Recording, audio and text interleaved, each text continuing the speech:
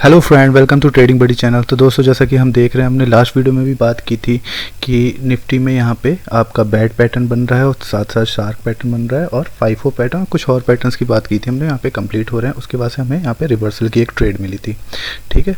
तो उसके बाद से हम क्या देखते हैं कि हमारा जो पहला टारगेट है वो हमारा अचीव हो गया। तो पहला टारगेट हम कहाँ रखते हैं? 38.2 पे रखते हैं, ठीक है।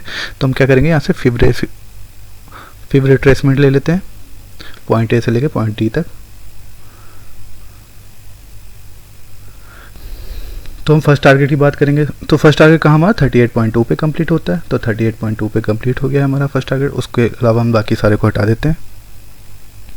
तो अभी हमें क्या वेट करना है दोस्तों? इस चैनल का ब्रेक होने का वेट करना है। किस डायरेक्शन में ब्रेक होगा उसके डायरेक्शन में हम ट्रेड करेंगे। लेकिन हमें अभी देख के क्या मिल रहा है कि प्राइस जो है कि ज़्यादातर इसके निचले हिस्से में रहा है। अगर हम इस एक्सिस पॉइंट की बात करें, ये एक्सिस हो गया, तो ज़्यादातर ये एक्सिस के नीचे की तरफ रहा है। यानी कि अभी जो आपका प्राइस सेक्शन है वो आपको थोड़ा सा वीक दिखाई दे रहा है यहाँ पे, ठीक है।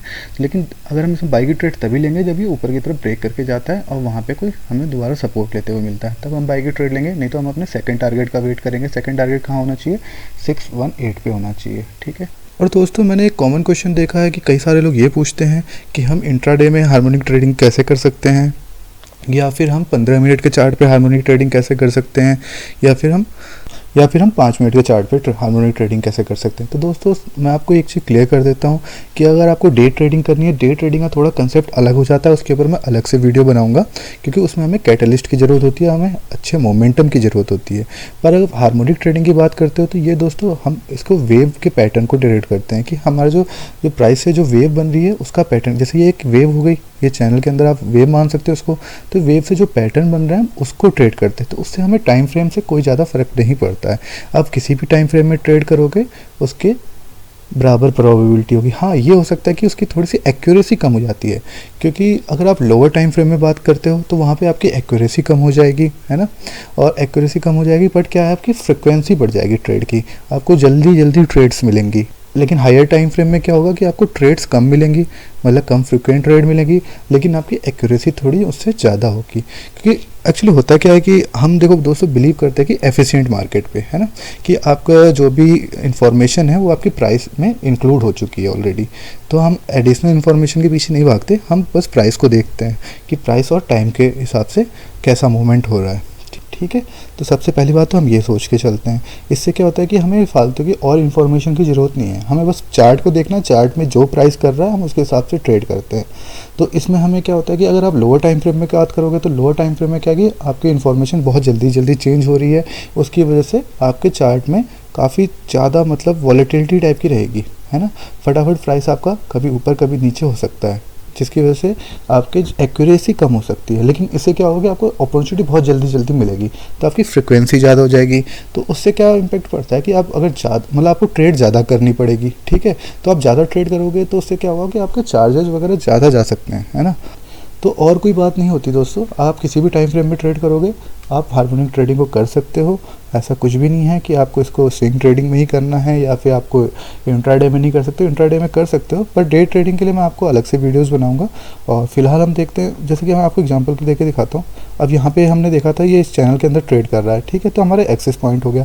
तो हमने इससे पहले भी देखा कि एक्सेस पॉइंट से यहाँ से प्राइस हमारा रिवर्सल लेता है। तो हमने यहाँ पे देखा, देखो एक्सेस पॉइंट पे तोड़ा है उसने, फिर यहाँ पे इसने सपोर्ट लेके ऊपर गया हुआ है, फिर यहाँ पे भी इसने रेजिस्टेंस लिया है, यहाँ रेजिस्टेंस लिया है, ठीक है, यहाँ पे रेजिस्टेंस लिया है। तो यहाँ पे कई जगह रेजिस्टेंस लिया है, यहाँ पे इसने सपोर्ट लिया, यहाँ सपोर्ट लिया, फिर यहाँ सपोर्ट लेने की कोशिश की है, फिर गैप डाउन ओपनिंग हुई है, और उसके बाद यहाँ पे फिर से रेजिस्टेंस लेने की कोशिश की है, फिर गैप अप ओपनिंग हुई है। तो हम क्या देख रहे हैं, ये जो हमारा एक्सिस पॉइंट है इस पर हमारा यहाँ पे रेजिस्टेंस का काम करता है, ये रेजिस्टेंस या सपोर्ट का काम करता है, ठीक है।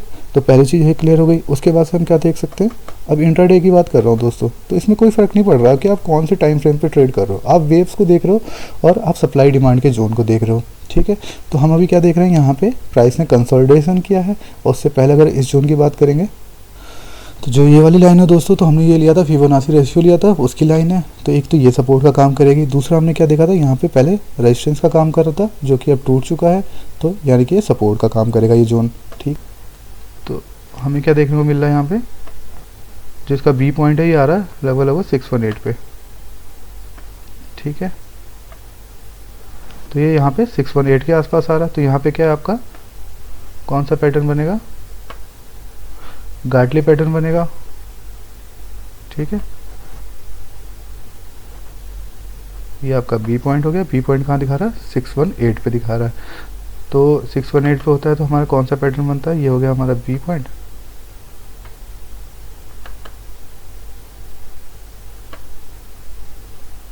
तो ये हमारा बी पॉइंट हो गया, ये हो गया हमारा सी पॉइंट, और डी पॉइंट कहाँ होगा इसका? 786 पे होगा।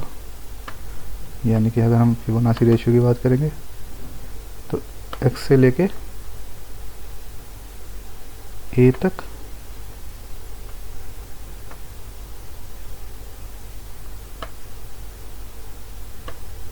786 कहाँ दिखा रहा है? इस पॉइंट पे आ रहा है। यहाँ पे हमें देखो रिजेक्शन देखने को मिला प्राइस का, और साथ ही साथ यहाँ पे क्या था? एक अपना सपोर्ट का जोन था, ठीक है। तो यहाँ पे हमें प्राइस को रिजेक्शन देखने तो हमें यहाँ पे प्राइस का रिजेक्शन देखने को मिला है। उसके बाद से हम अगर टारगेट की बात करेंगे तो ये इंट्राडे में ही हमारा टारगेट अचीव हो गया है। तो जैसे तो टारगेट की बात करते हैं दोस्तों, तो टारगेट सबसे पहले हम कहाँ लेते हैं? 38.2 पे, ठीक है। और दूसरा टारगेट हम कहाँ लेते हैं? 618 पे। तो हम क्या देख रहे हैं? हमारा पहला टारगेट यहाँ अचीव हो चुका है, वो हमारा पहली स्विंग में अचीव हो गया था। अब सेकंड स्विंग में हमारा सेकंड टारगेट अचीव हो सकता है। तो दोस्तों एक चीज़ ध्यान दे के चलने वाली बात है कि कभी भी आप अगर दो टारगेट लेके चलते हो, तो मान लिया आपने इस जोन में एंट्री की, यहाँ पे एंट्री की, जैसे ही आपका पहला टारगेट अचीव हो जाता है तो आपको क्या करना है? अपने स्टॉप लॉस को ट्रेल कर देना है। फॉर एग्जांपल मैं दिखाता हूँ, जैसे आपने मान लिया यहाँ पे एंटर करते हो आप, ठीक है। आपने स्टॉप लॉस रखा है इस लो के नीचे रखा हुआ है, ठीक है। और पहला टारगेट आपका 38.2 पे हो गया, ठीक है। तो जैसे ही आपका पहला टारगेट अचीव होता है तो आपको क्या करना है? स्टॉप लॉस को मूव करना है दोस्तों। स्टॉप लॉस को हमेशा ब्रेक इवन पे ले आना है। तो अगर आप स्टॉप लॉस को मूव कर लेते हो दोस्तों, तो इसमें क्या होता है कि आपका जो मतलब जो आपको पहले टारगेट अचीव होने पे जो आपने प्रॉफिट बुक किया था, वो प्रॉफिट आपका लॉस में नहीं जाएगा, ठीक है। तो उसके बाद से आपको अपना स्टॉप लॉस ऊपर कर लेना है और टारगेट को भी अपना सेकंड टारगेट की तरफ ले जाना है। तो आप यहाँ पे 618 पे अपना सेकंड टारगेट रख सकते हो, ठीक है। तो यहाँ पे आपका रिस्क रिवॉर्ड कितना हो गया? यही जो हमारा रिस्क रिवॉर्ड यहाँ पे था आपका, पहले टारगेट 1.5 रेशियो 1 का था, अभी आपका 11.78 हो जा रहा है, ठीक है। तो इससे ये फ़ायदा होगा दोस्तों, कभी भी आपको क्या करना है? पहले टारगेट के अचीव होने के बाद आपको स्टॉप लॉस मूव करना है, ठीक है। क्योंकि हम प्रोबेबिलिटी के बारे में सोच के चलते हैं, हमें एग्जैक्टली नहीं पता मार्केट में आगे क्या होने वाला है, बट जो भी होगा उसके हिसाब से हमें प्रॉफिट बुक करते हुए चलना है ना। तो टाइम फ्रेम का दोस्तों कंसेप्ट समझाता हूँ कि आपको कहाँ पे टाइम फ्रेम की ज़्यादा इंपॉर्टेंस होगी, ठीक है। तो फॉर एग्जांपल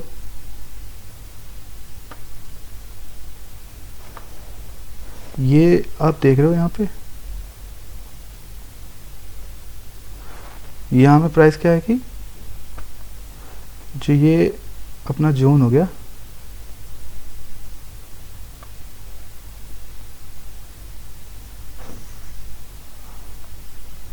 तो हमें प्राइस क्या है? इस जोन में हमें फ्लक्चुएट करता हुआ दिख रहा है।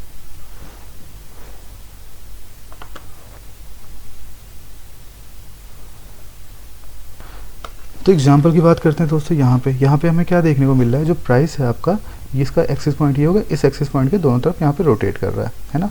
तो अब क्या है कि अब यहाँ पे हम जैसे ब्रेकआउट ट्रेड जैसे आपको लेनी है, आप इंट्राडे ट्रेड करते हो, आपने देख लिया ये लेवल काफ़ी टाइम से तोड़ नहीं पा रहा है, पर मॉर्निंग में आप क्या देखते हो कि ये लेवल गैप अप के साथ टूट चुका है। तो यहाँ पे क्या है कि काफ़ी लोग बुलिश होंगे, तभी टूटा हुआ लेवल है ना, सीधी सी बात है। यहाँ पे काफ़ी सारे बायर्स होंगे, लेकिन यहाँ पे आपको टाइम फ्रेम की वैल्यू होगी। क्यों? क्योंकि आपने जैसे 15 मिनट का चार्ट लिया है, 15 मिनट के चार्ट में आपको देखना है कि 15 मिनट की क्लोजिंग कहाँ पे आ रही है, पहली कैंडल की क्लोजिंग कहाँ आ रही है। अब हम क्या देख रहे हैं?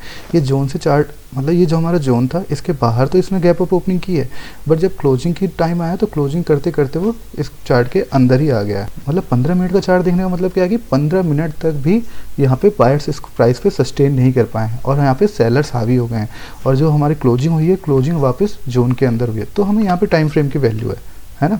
लेकिन अगर हम वेव एनालिसिस करते हैं तो हमें टाइम फ्रेम की ज़्यादा वैल्यू नहीं है, हमें वेव्स को देखना है।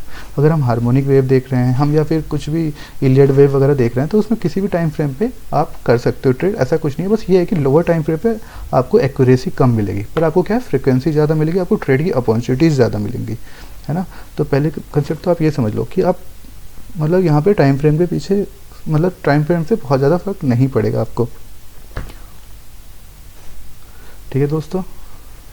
तो उम्मीद करता हूँ आपको ये डाउट क्लियर हुआ होगा। जिनका भी ये डाउट था कि हमें कौन सा टाइम फ्रेम लेना चाहिए, तो आप किसी भी टाइम फ्रेम पे ट्रेड कर सकते हो, फ्रेम लेना है। हाँ, और डे ट्रेडिंग की बात है तो उसमें मैं अलग से वीडियो बनाऊंगा कि आप डे ट्रेडिंग कैसे कर सकते हो, उसका थोड़ा सा अलग कंसेप्ट है दोस्तों, ठीक है। तो उम्मीद करता हूँ वीडियो आपको पसंद आई होगी, और वीडियो आपको अच्छी लगी तो प्लीज़ लाइक कीजिए, और चैनल को अभी तक सब्सक्राइब नहीं किया तो प्लीज़ चैनल को सब्सक्राइब कीजिए। Thank you so much.